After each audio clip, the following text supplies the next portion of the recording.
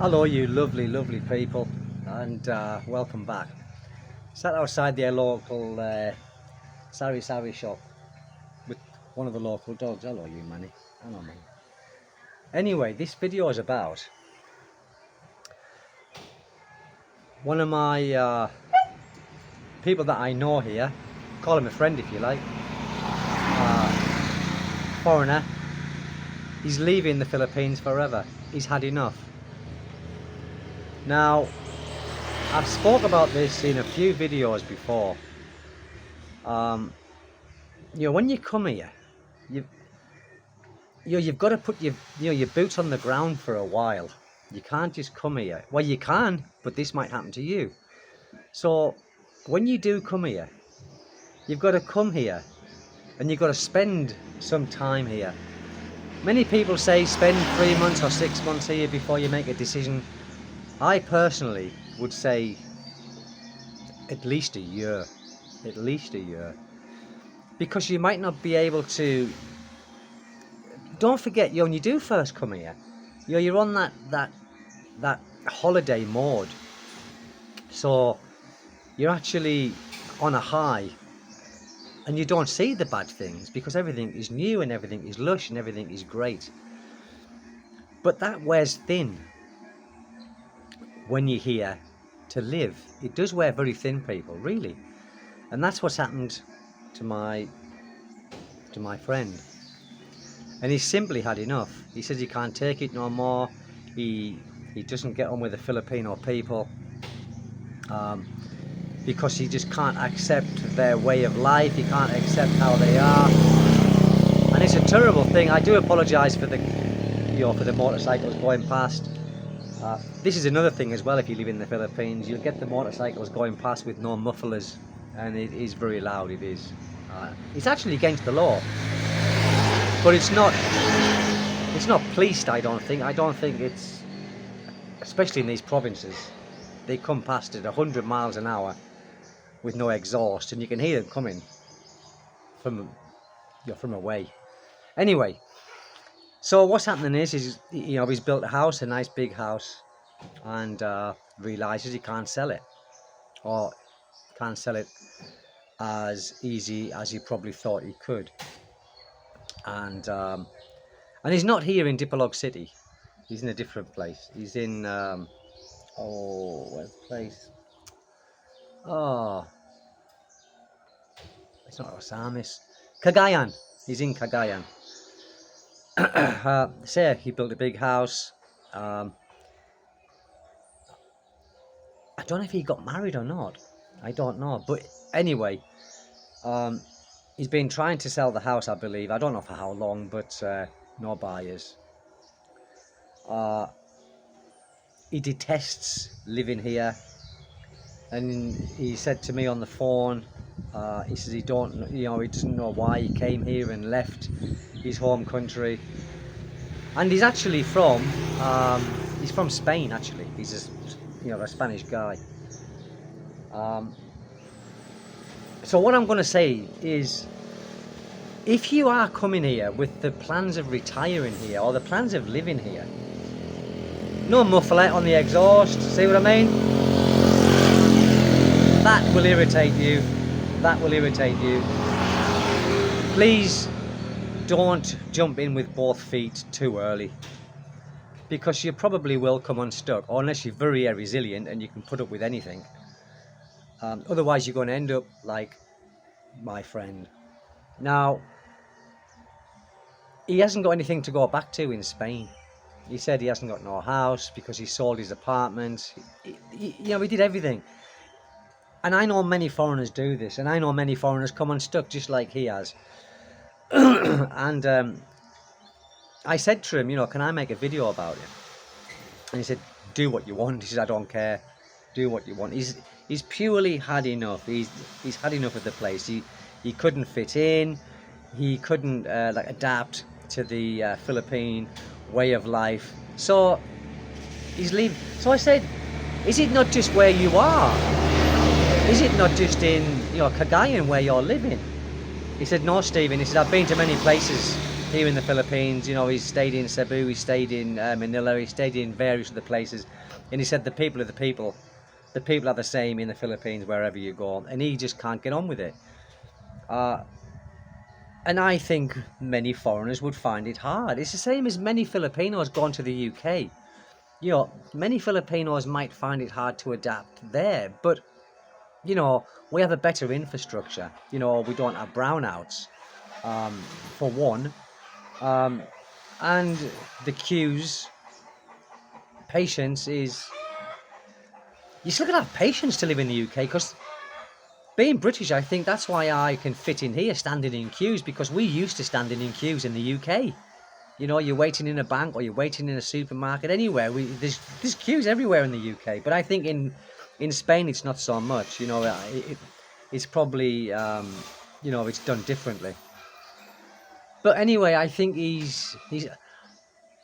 I mean, I won't say how much he spent on the house, but it's a lot of money. You know, on building his house here, and of course he's not going to get that money back. Uh, he and he's leaving on his own. He's just packing up everything and going. He's leaving his. Like I said, I don't know if they were married or if they weren't married, but he said, because I said, "What about your partner?" Oh, it doesn't matter about that. He says, "I'm just going." He says, "I can't stand it here no more." When he's going, I don't know. It sounds to me he's going to go in the very near future. But people, listen, you've got to come here for at least a year. 3 months is not long enough. 6 months is not long enough. And of course, if you're coming and going, then you're still in that holiday mode. You've got to stay here for a certain amount of time, and you've got to get out of that holiday mode, and you've got to see if you can actually live here with all of its flaws. Otherwise, this can happen to you. And of course, it's a very, very sad state of affairs when you've sold everything in your home country and you can't stand it in the place where where you've decided to perhaps think that you're going to live the rest of your life. He's been here I think he's been here longer than me. I think he's been here for over 11 years, I think he said. Now, I don't know him that well, so I can't really call him. He's more of an associate, you know. We've never, we've hooked up twice. Once when I went to Osamis when I was doing my 13A, we agreed to meet. He come from Cagayan to Osamis, and we met there, and we had a couple of beers and we had something to eat. And he was telling me then, he said, "Steve, he's killing me. He's killing me living here." And I think as well, one of the things that he cannot get his head around, he can't have a decent conversation with his, with his Filipina. He said she doesn't take any notice of me. He said she's just got a face in the phone all the time. And of course, being in England, yes, the people have still got their heads in the phones, but I don't think there's much. Now, I don't know because I haven't been back to England for so many years, but I remember when I was working in South Korea, or when I was in South Korea in Japan, people in South Korea use their phones more than they do the Japanese do. And they are constantly on their phones. Even, do you know, in South Korea, when they come to a crossing, there is lights on the ground, so they know whether it's safe to cross, because they never look up at the traffic lights. And this is a fact. In South Korea, they have this. It's a light system, so it tells them when they can walk across the road, because they are too engrossed in their phones to look up at the lights there. So the government have put them in the ground so they can see in the ground, yeah, I'll cross now, without even looking up. How terrible is that?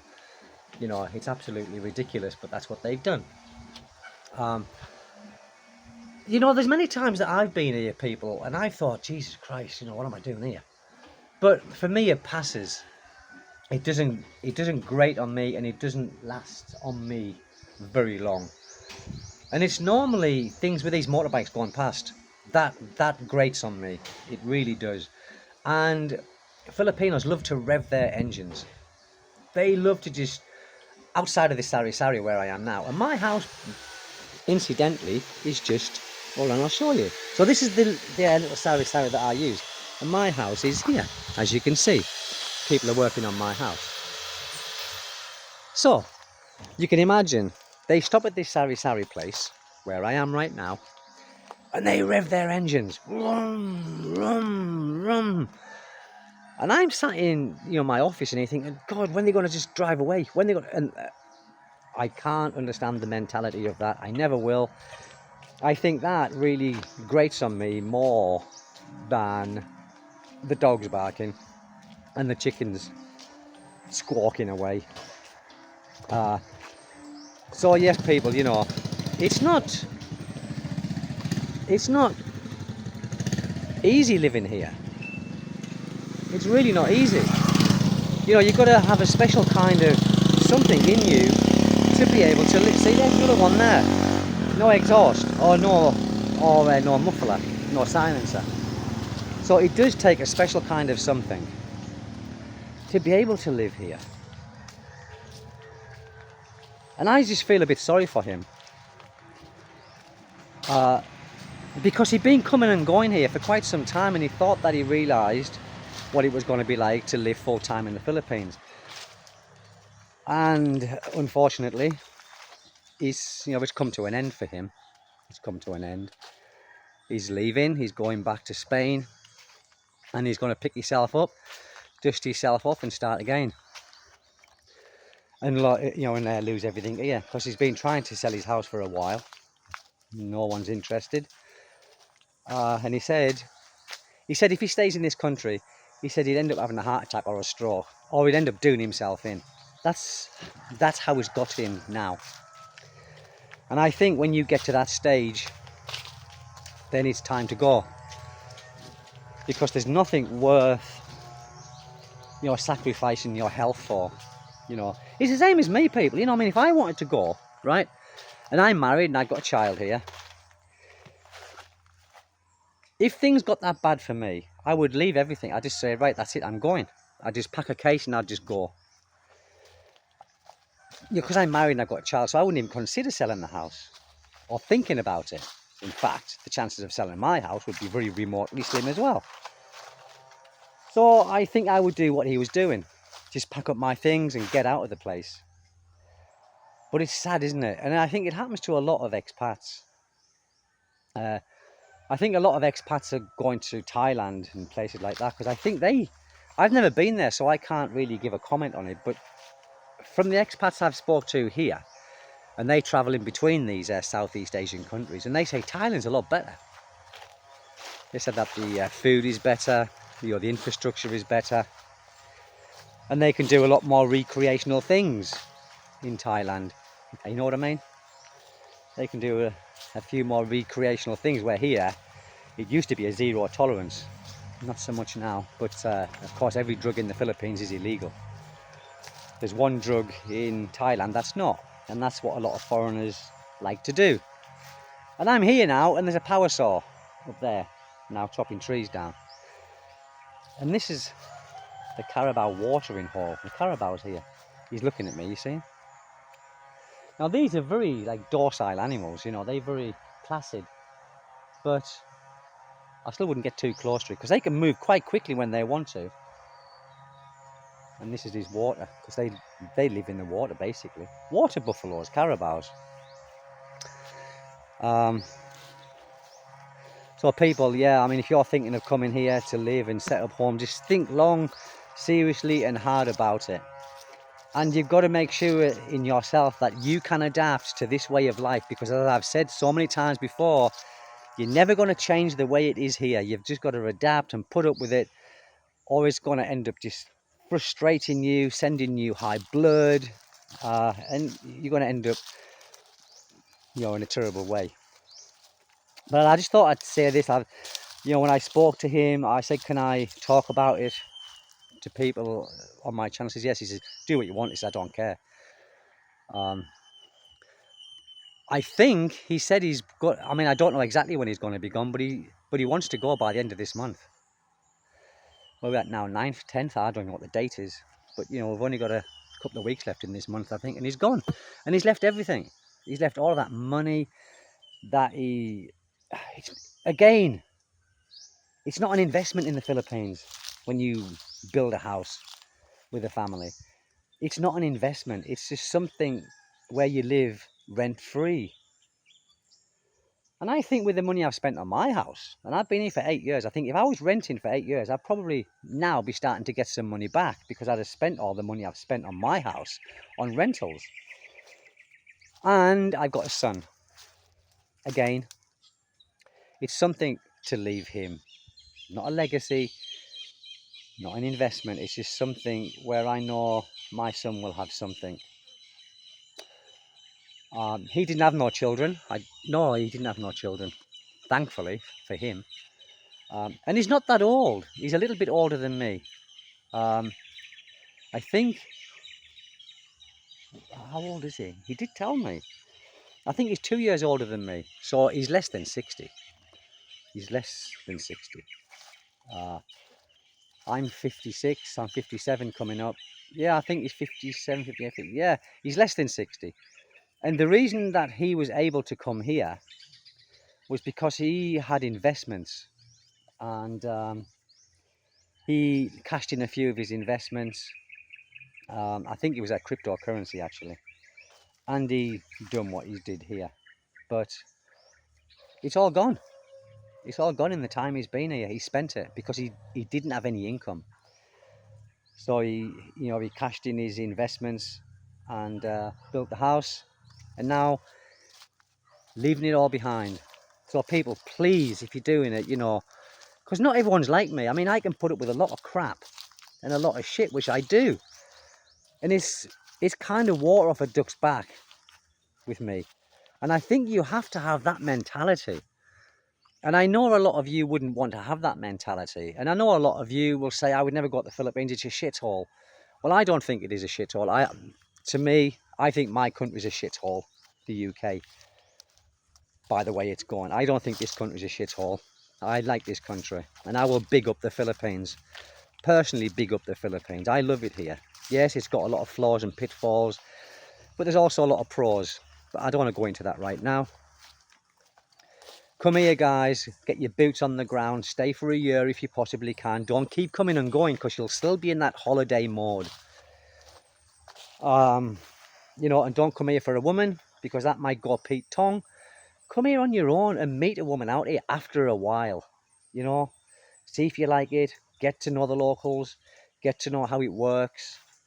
Then start building a life here. Don't come out here building a life straight away, because I guarantee you're probably going to come unstuck, or you're going to waste a lot of money. You just keep moving on, jumping from the girl to girl to girl.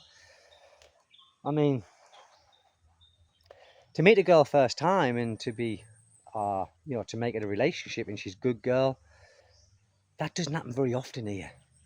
It does happen, but not very often. You have to have a little look around, not use the people, the women, just to jump from stone to stone. I don't mean that.